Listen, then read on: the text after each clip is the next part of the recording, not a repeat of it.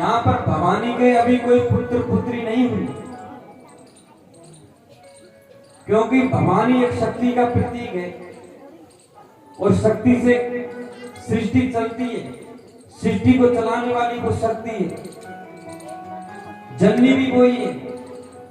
और कहते हैं वो भवानी को ज्ञान चर्चा में डालते हैं शंकर भगवान और सत्संग की बात करते हैं। और कहते हैं एक बार वो शंकर भगवान भवानी को लेकर कहाँ जाते हैं, त्रेता युग माई शंभु भये कुंभज ऋषि पाई। चले गए महाराज कि भाई सत्संग करते हैं और ज्ञान लेकर आते हैं। भवानी संग में गई और एक कुंभज महात्मा जिसको अगस्त मुनि कहते हैं उनके वहां गई।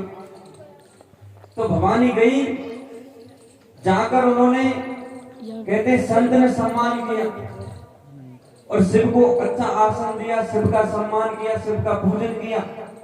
लेकिन भवानी के मन में एक देश था कि मेरे स्वामी समुद्र के समान है ज्ञान में, और समुद्र चलकर एक घड़े के पास जा रहा है।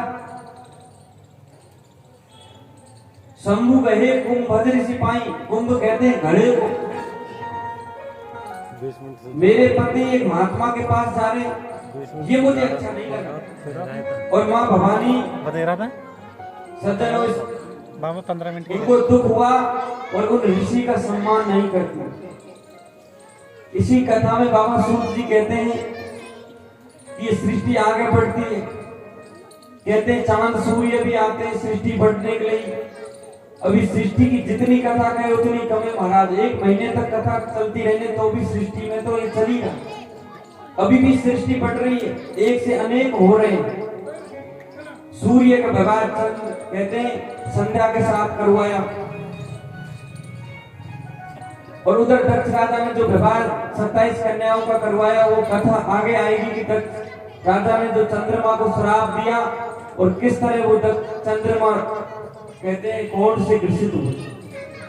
जैसे प्रसंग आएगा उसके अनुसार कथा है।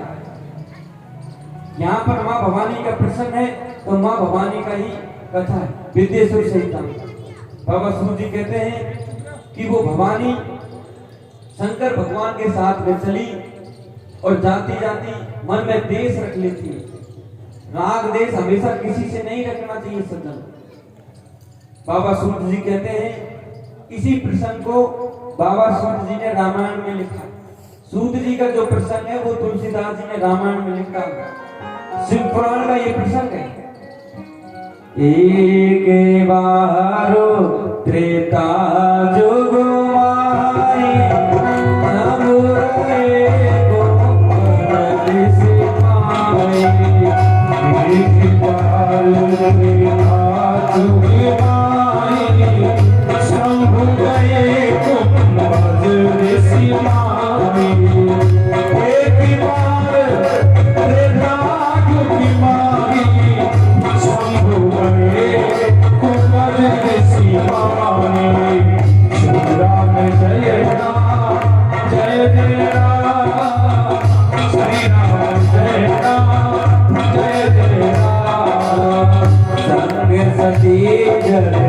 जननी भवानी ऋषि मुझे अकेले सोर ज्ञानी।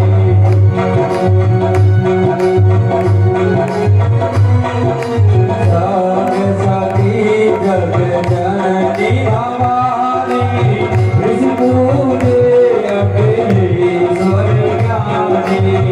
संग सती जग जननी भवानी सती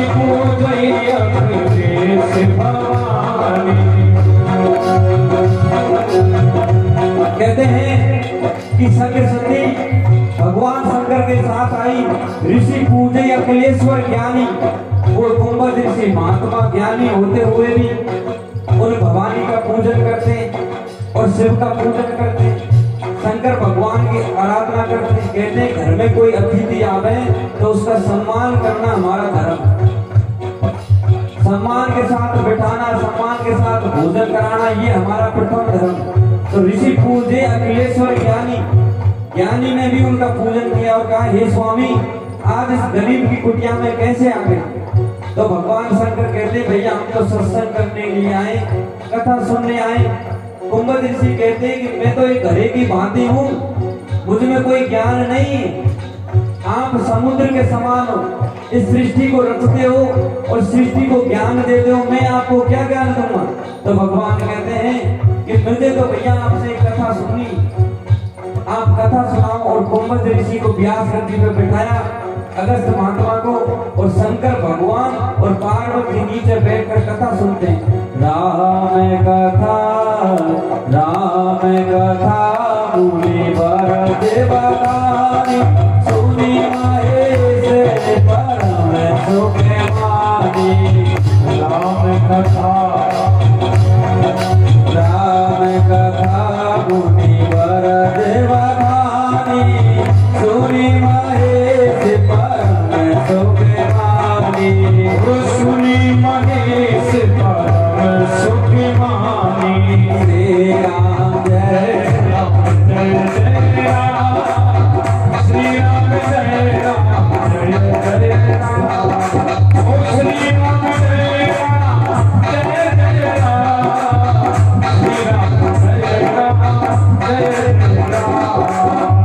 और कहते हैं भगवान ने की कथा सुनने के लिए आया, पूरी वर्ज बखानी, अपने मुख से बखान किया, सुनी महेश परम सुख मानी।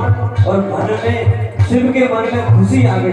और कहते हैं ऋषि पूछ रहे हैं, हे भगवान, हे शंकर भोलेनाथ, मैं टूटी फूटी वाणी में आपको कथा सुना रहा हूँ, अगर इसमें कोई त्रुटि हो तो मुझे माफ कर। ऋषि पूछे हरि भगति सुहाई, ऋषि पूछे हरि भगति सुहाई।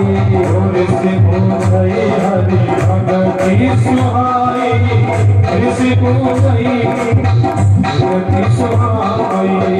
ऐसा हो अधिकार पाए, कर सबो अधिकार पाए।